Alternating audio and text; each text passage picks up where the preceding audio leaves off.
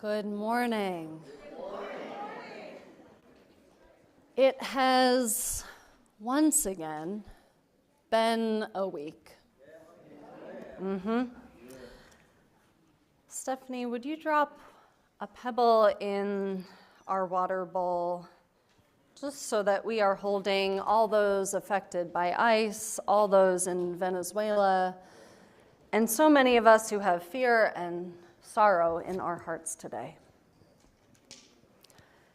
And one more pebble for the hope, the beauty, the joy that we can feel in this moment, right?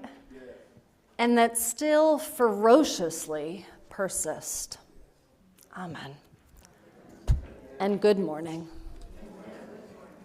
It is truly good to be with you all today. We together give me hope for our world and our shared future. You bring me joy and faith and courage, so thank you.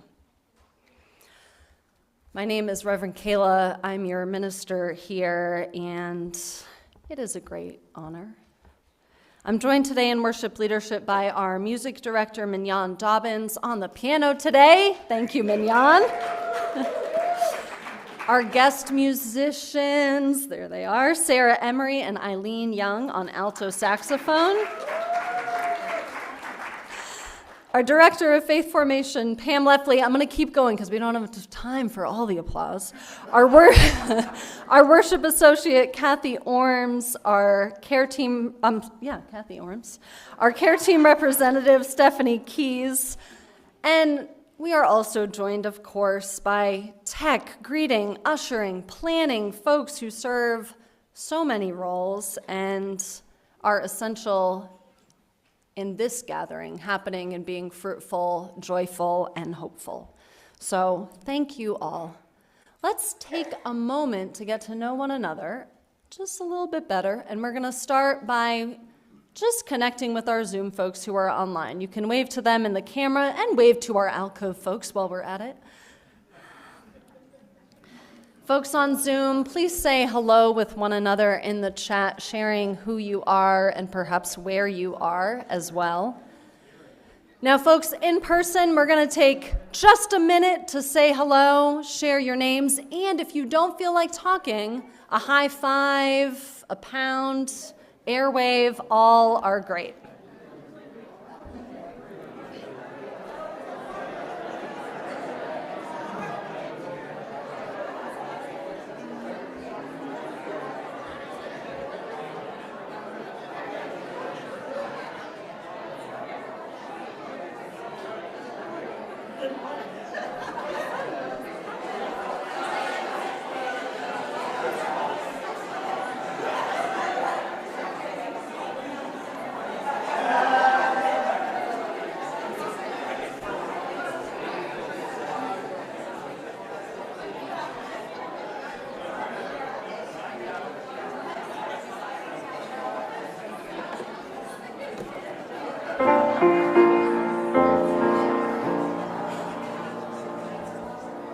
We are now going to take that energy, that joy, that excitement of what is still possible in ourselves and one another. Just take a moment, think about what's been bringing you sustenance and joy this past week, and we're going to do it again this week, folks. Bring that right to your fingertip. It's magic time. Okay, what's been bringing you sustenance and joy? Bring it to your fingertip. And on 3, we're going to help Kathy light our chalice, this flame of our faith that unites us. 1, 2, 3.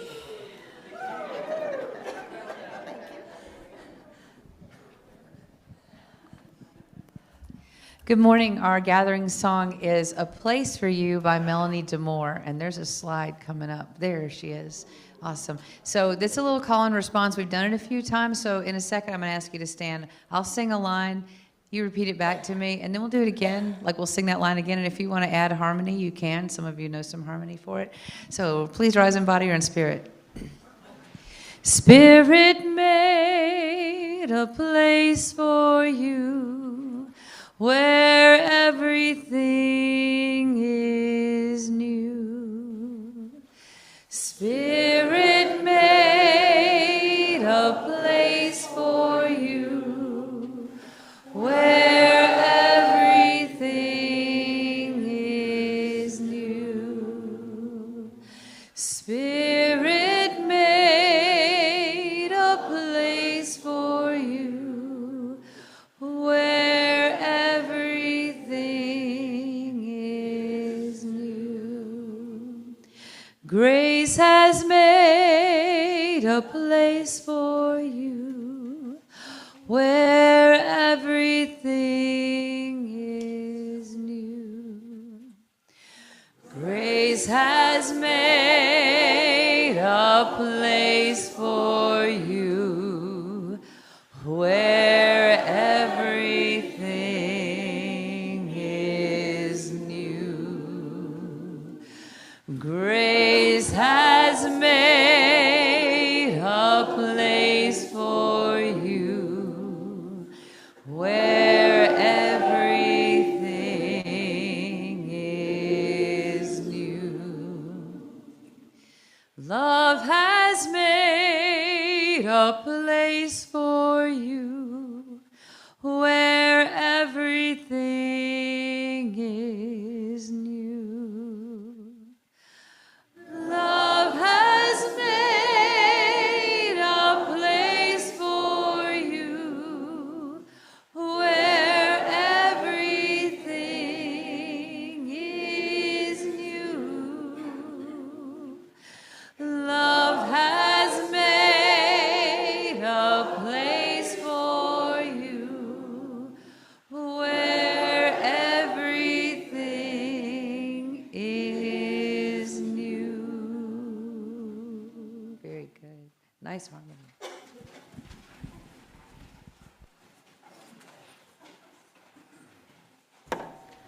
Welcome to the Unitarian Universalist Fellowship of Winston-Salem. We are a diverse group of people with a goal to cultivate and care for one another in order to enrich our community of communities. In this way, we are able to share our skills, compassion, strengths to enrich our wider community and our world at large. We want to make sure that you can be with us in this moment fully, as you're able. In the back, we have headsets to enhance sound, noise minimizing headphones, coloring activities, and fidget items, as well as fans. Help yourself to any of those. If you find yourself distracted by noise, try and invite the sounds of the little ones and old backs creaking alike to speak messages of love and gratitude to us this morning. As we begin to prepare for our story, let's center ourselves through our mission in this world. Please say it with me as it appears on the screen, adding in our hand motions if you would like. Let's repeat after you. Okay, so you can repeat after me. Together we cultivate. Together we cultivate. Curious minds. Curious minds. Compassionate hearts. Compassionate hearts. And courageous actions. And courageous actions. In service of a more just and loving world. In service of a more just and loving world. I feel like I should know this one by heart already. As we continue to celebrate our 75th year, today let us begin with the power of a single grain, rice, as in our story, or wheat, as in the bread. Let us remember the beauty of the colorful flowers that create the bouquet of our fellowship, with how we all show up for each other in sustenance for the mind, body, and spirit. As we think of each other as individual grains, let us go to the land of India, where a single person with a little bit of mathematical magic can enlighten a Raja on the power of one little grain of rice.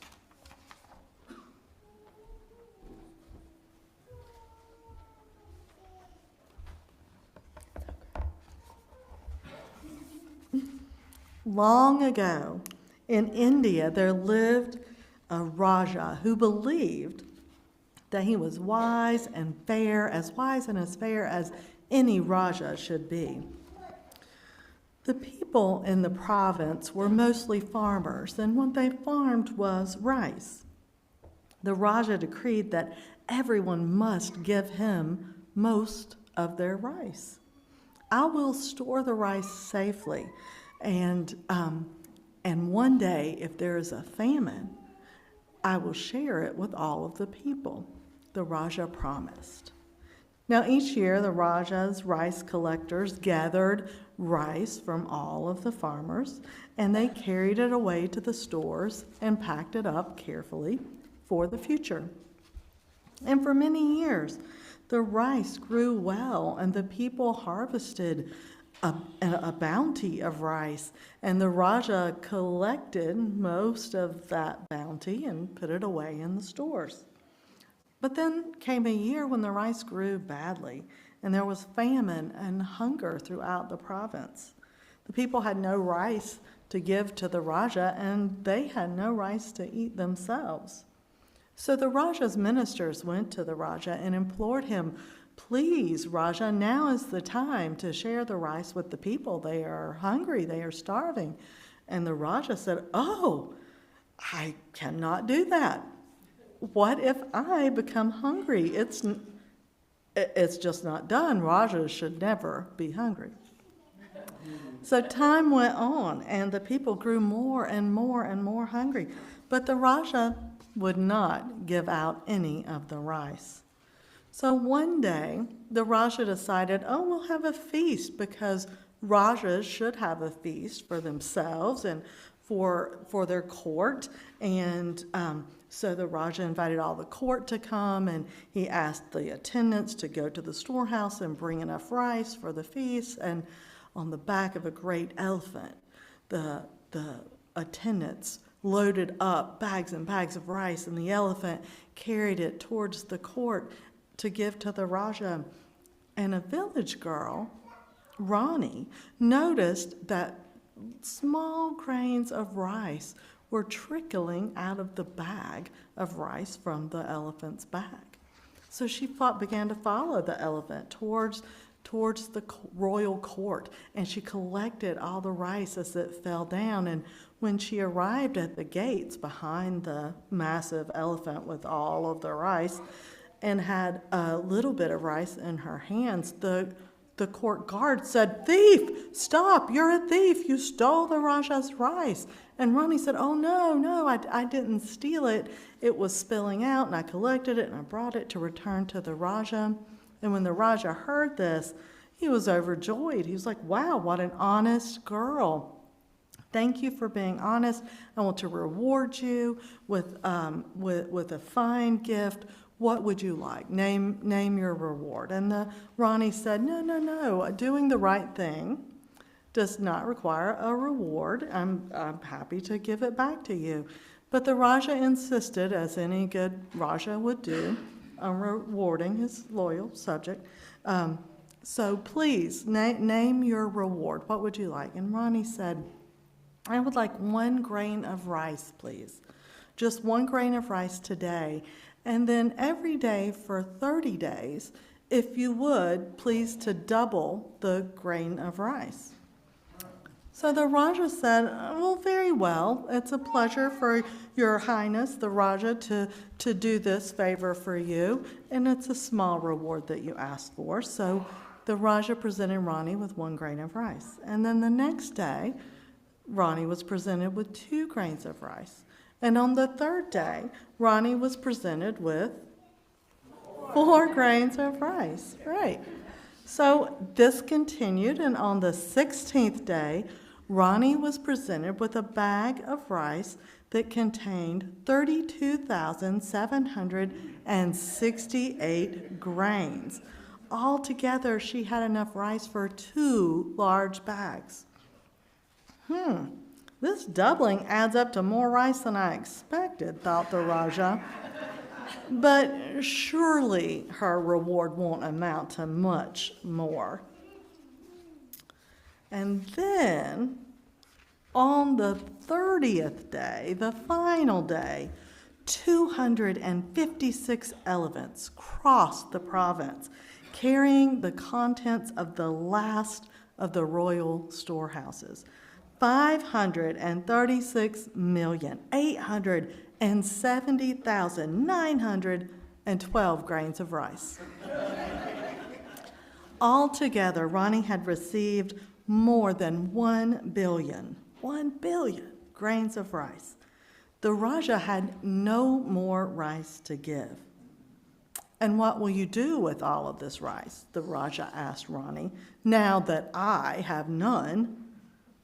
And Rani replied, "I shall give it to the people, to all of the hungry people, and I shall leave a basket of rice for you, as long as you promise not to take more than you need."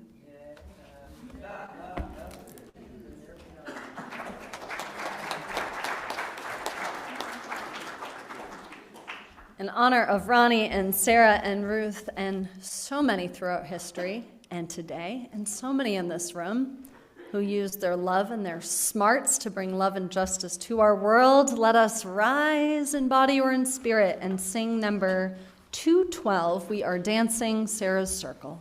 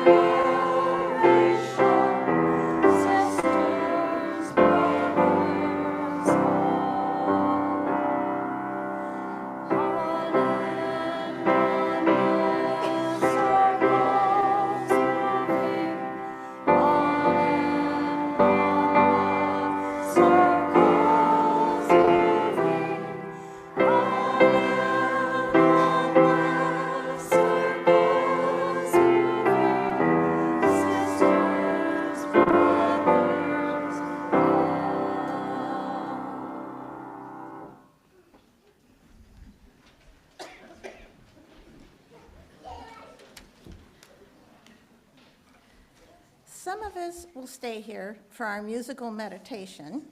Others will head to classrooms. Middle and high school youth will begin their exploration of the Buddhist faith.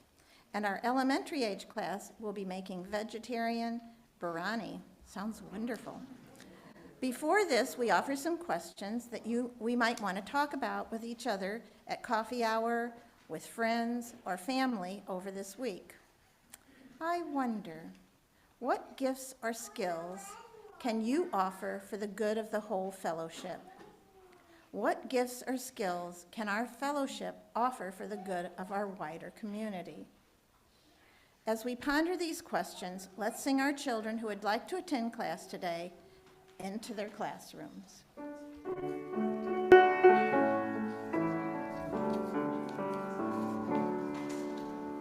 are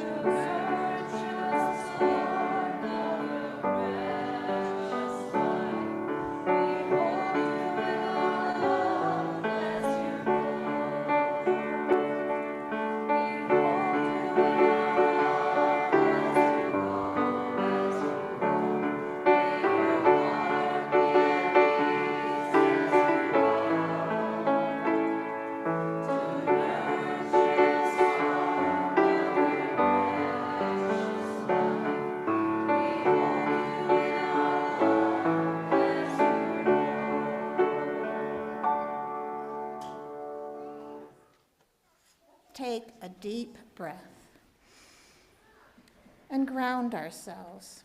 Perhaps you would like to meditate on our wondering today. What gifts or skills can you offer for the good of the whole fellowship? What gifts or skills can our fellowship offer for the good of our wider community? Together, let's transition into our musical meditation.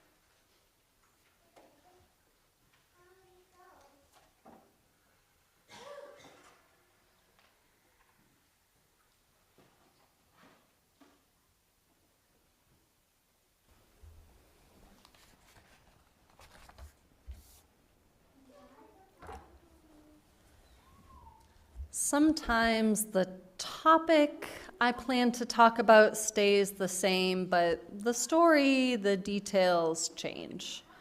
This is one of those days. Now, I will be mentioning in a moment, though, not describing a violent event that took place in our country, so please tend to yourself as you need to, as always, knowing movement and movement in and out of this space are always welcome. Taking really the leadership of our children as well to make sounds and movements as it helps us be present and comfortable in this space. If it feels right for you now, I invite you to just take a few deep breaths, or perhaps rock back and forth a bit, sway, as many of you know I'm truly always doing, or give yourself a hug. Take a moment to ground yourself, however is best for you.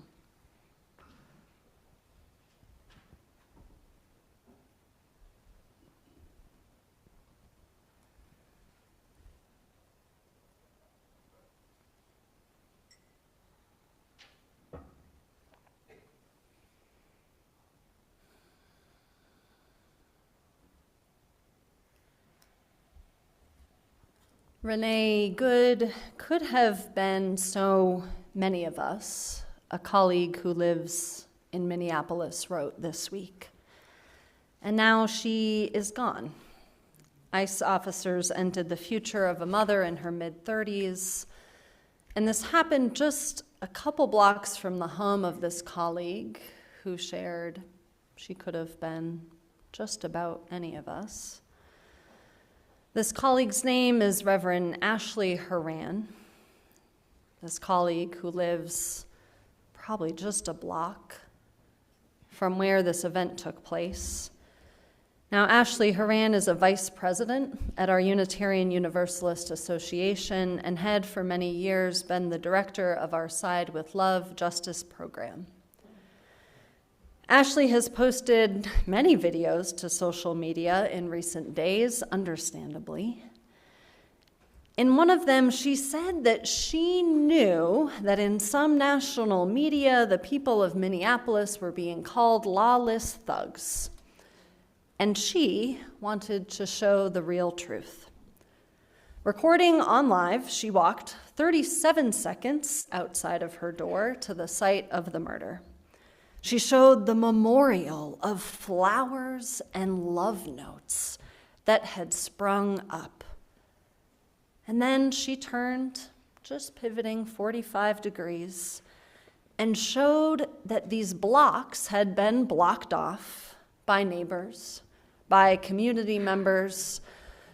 Regular people of all ages had gathered.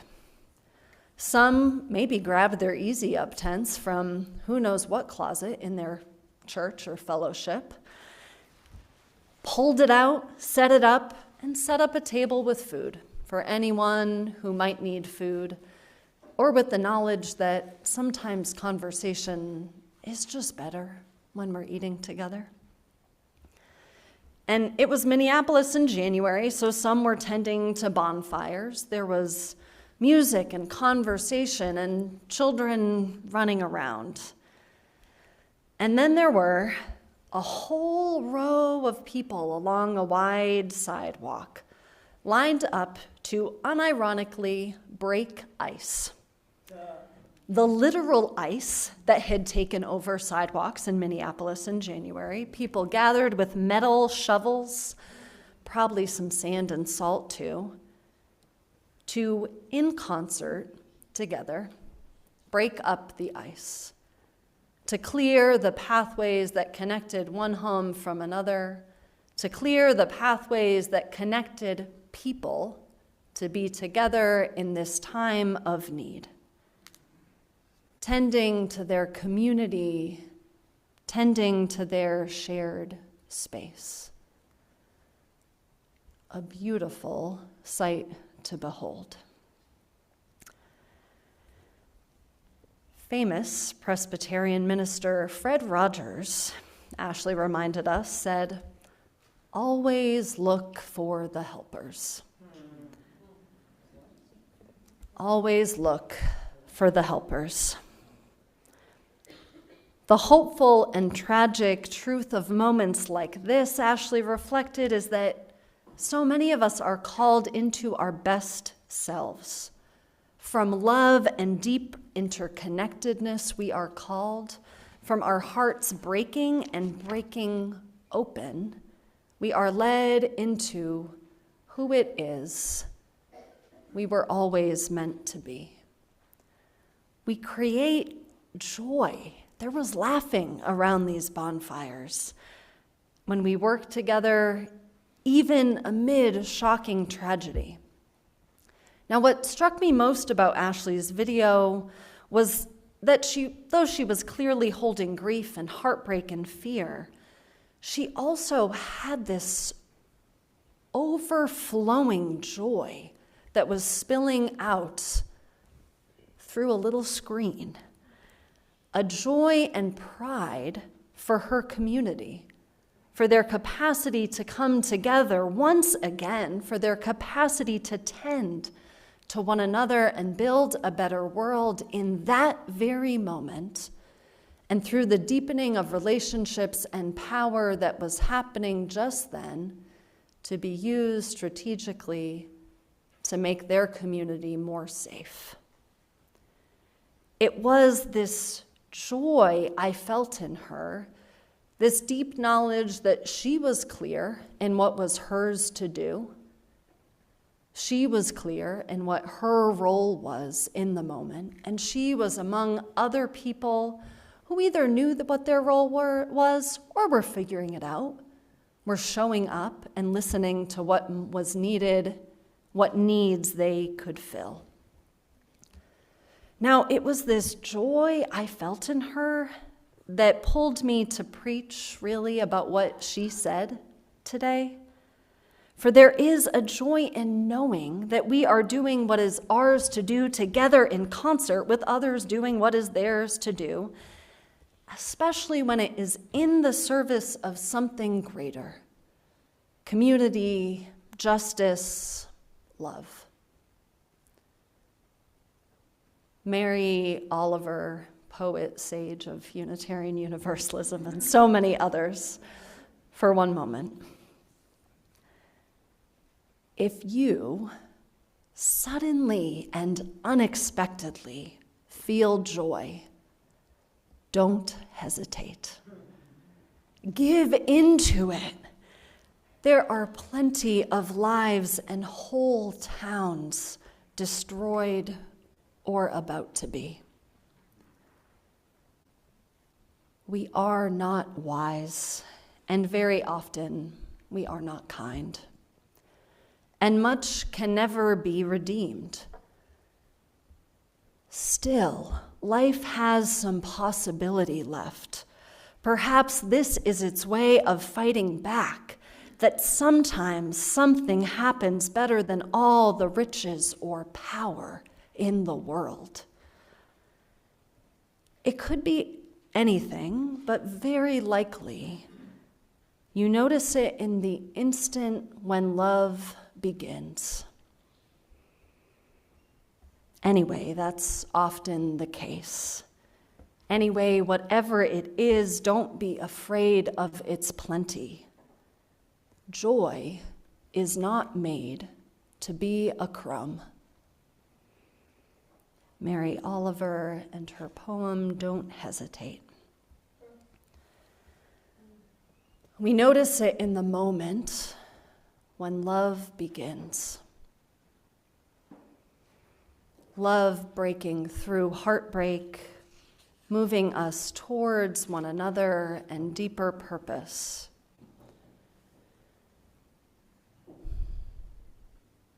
After reflecting on what was happening on her own block, after Ashley emitted joy for all they were and all they were doing, Ashley urged people to get involved locally, to find the role we each can play now for the greater good. Don't hesitate. It might be sending money to people who need it. It might be watching over other people's children so they can get out into the streets. It might be making a huge pot of soup for those in the street, inviting people onto your front porch, and finding someone to drop off containers at the doorsteps of neighbors you didn't see. It might be dropping off that soup. It might be strategizing about pressuring local or national lawmakers. It might be advocating in our local schools. It might be making sure that right here we as a fellowship have the capacity and funds to do what we are called to do. It might be visiting with our people in the community who are the most isolated or at risk, to check in. It might be crafting words or making art to help us all stay present, connected, and whole in this reality. It might be so many different things. And they might be different than what you brought last week or last year, or what you will bring next week or next year. So, I ask today, with no less importance than ever, a question I have asked before and will ask again. What is it now that you have to bring and offer? Don't hesitate in bringing it. What is it that you can be in this community, in this fellowship, and in the communities you are a part of or long to be a part of beyond it? How can you plug in and offer these gifts here or in this city or county or region? This place and this world need us just as we need one another. Not just due to the deep need that is in our world and in ourselves, but also for the deep joy we can find when we are aligned and doing this work that is ours to do together in concert with others who are doing what is theirs to do. For purpose, for our present, and for future generations. So, let us not diminish our capacity to just a breadcrumb, to a single grain of rice. We know the power that it has to multiply when we step into our power, and when we step into our power and our love together. Now is the time to joyfully claim our gifts and our capacity and set them afire for the greater good in the service of love and justice. May that be our shared deep joy. Amen. May it be so, and may we together make it so.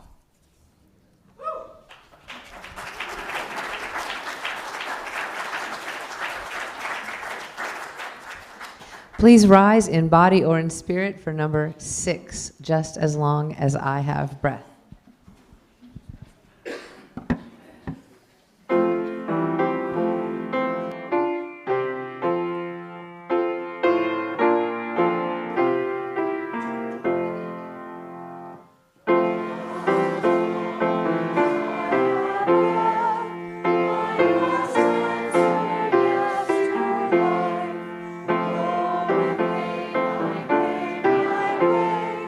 Still with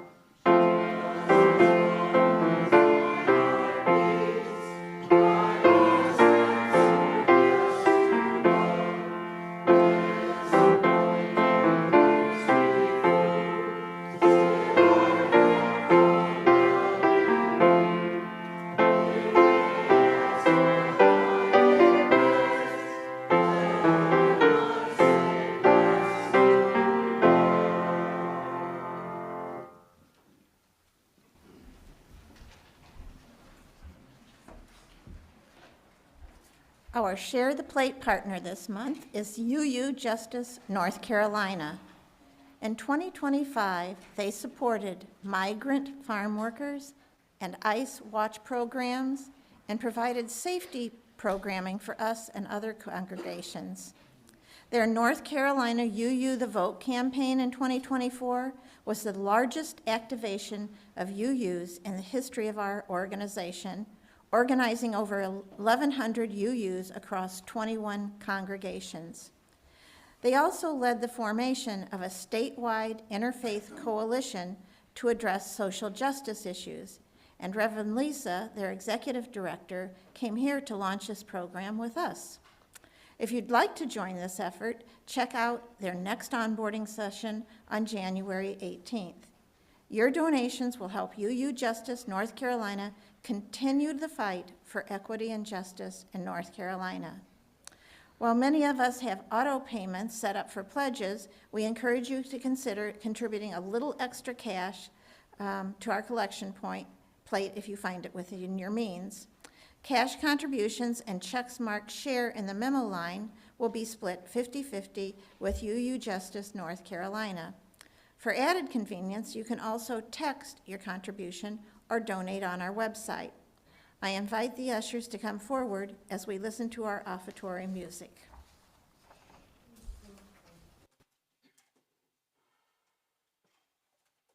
One, two, three, four.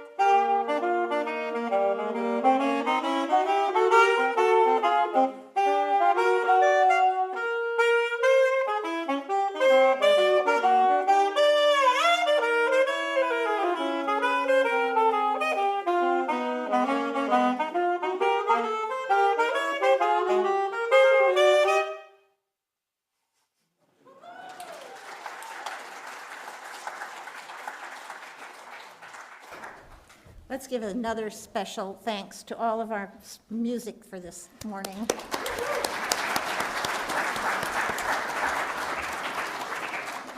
Thank you. We know that building community and being of service begins within us and between us. Here are some highlights on ways to engage with the fellowship. Imbolc is an ancient Celtic fire festival recognizing the growing light of the year and the return of the goddess Bridget. Boy, I'm so excited that we're getting more and more each day. Come join in celebration with our Covenant of UU Pagans group on Saturday, January 31st from 5 to 8 p.m.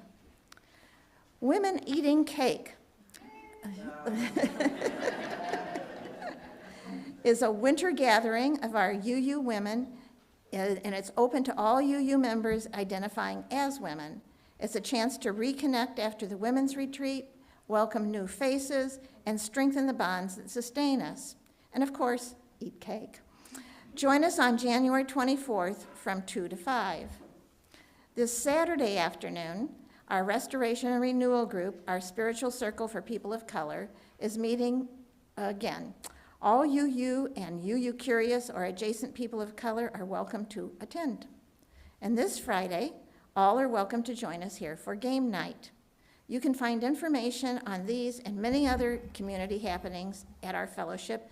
Just check out the calendar at our website, the weekly What's Up email newsletter, monthly highlights emails, or the back of your order of service.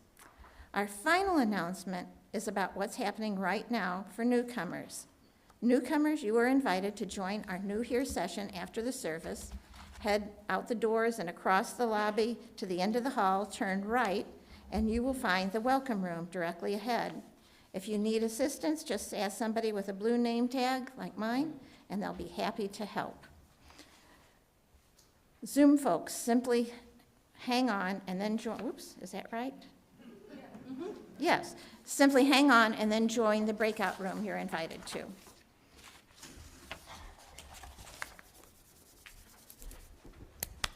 Our joy is not meant to be a breadcrumb.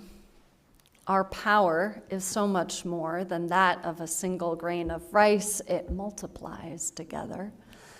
And so, my people, let us not hold back our gifts, our strength, our power, or our joy. May we keep building them together. Amen?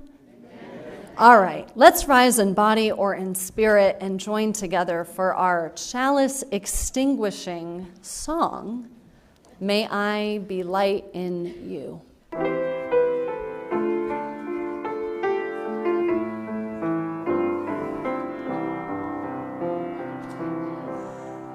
May I be light in you, may you be light in me, into our hearts, into our souls, let love abide. May I be love in you, may you be love in me, from this place out to the world for all time. And while you're standing, let's join together for our parting words. And I'm not sure if we have a slide. There we do. Our worship has ended. May our service begin. Blessed be.